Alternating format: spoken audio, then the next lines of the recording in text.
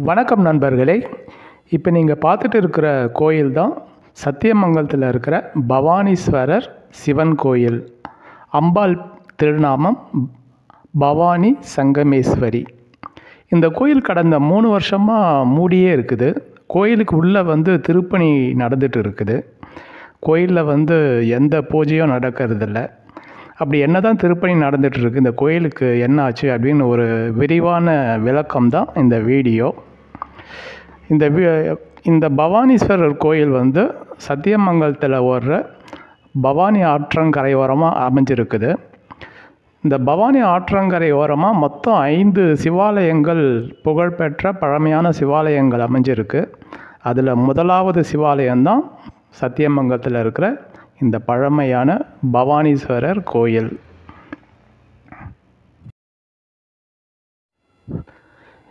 இந்த பவானீஸ்வரர் கோயிலோட தெற்கு பகுதியில் தான் பவானி ஆறு ஓடிட்டு இருக்கு. இப்போ நீங்கள் பார்க்குறீங்க இல்லையா, இந்த சிதிலமடைஞ்ச பாறைகள்லாம் உள்ளே இருக்குது. இதுக்கு என்ன காரணம்னு பார்த்தீங்கன்னா, 2017 இந்த பவானி ஆற்றுல ஒரு மிகப்பெரிய வெள்ளம் வந்தது. பவானிசாகர் டேம்லேருந்து வினாடிக்கு 75,000 கன அடி தண்ணீர் திறந்து விட்டாங்க. அப்போ இந்த ஆறு முழுக்க தண்ணி ஓடுச்சு. அதில் தான் இந்த கோயிலோட தெற்கு பகுதியில் இருந்த சுற்றுச்சுவர், அதாவது காம்பவுண்டு முதல்ல தண்ணியில் ஆற்றுல அடிச்சிட்டு போயிடுச்சு. அதுக்கப்புறம் கரை ரொம்ப வீக் ஆகிடுச்சு. அதுக்கு அடுத்த வருஷமும் இந்த பவானி ஆற்றுல தண்ணி அதிகமாக போச்சு. அப்போ கோயிலோட முதல் பிரகாரமும் அதோட மண்டபமும் 63 நாயன்மார்களுடைய சிலைகளும் சரிஞ்சு ஆற்றுல விழுந்துருச்சு. இந்த கோயில் இந்து அறநிலைத்துறை கட்டுப்பாட்டின் கீழே தான் வருது.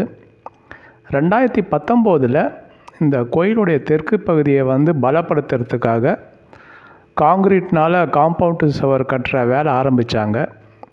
அதுவும் என்ன காரணம்னு தெரியல, அப்படியே பாதியிலே நின்று போச்சு. கடந்த 2 வருஷமாக எந்த வேலையும் நடக்கலை. இப்போதைக்கு இந்த மண்ணை கொட்டி வச்சுருக்காங்க, கோயில் மேலும் பாதிக்கப்படாமல் இருக்கிறதுக்காக.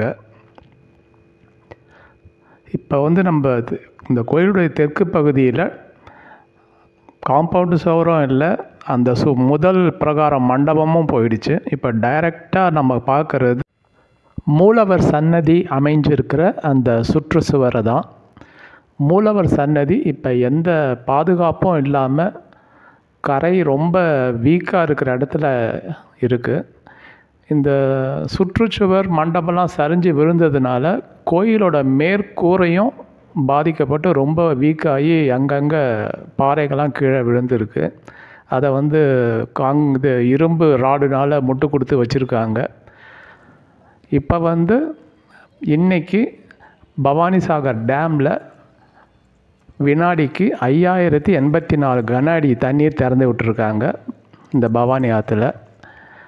இது மேலும் நீலகிரி டிஸ்ட்ரிக்டில் மழை அதிகமாச்சுன்னா நீர் திறப்பு அதிகமாகிறதுக்கும் சான்ஸ் இருக்குது. இப்போ எந்த ஒர்க்கும் நடக்கலை, பாதுகாப்பு இல்லாமல் இருக்குது கரை. இதனால் இந்த கோயிலுடைய மூலவர் சன்னதியும் பாதிக்கப்பட வாய்ப்பு இருக்குது.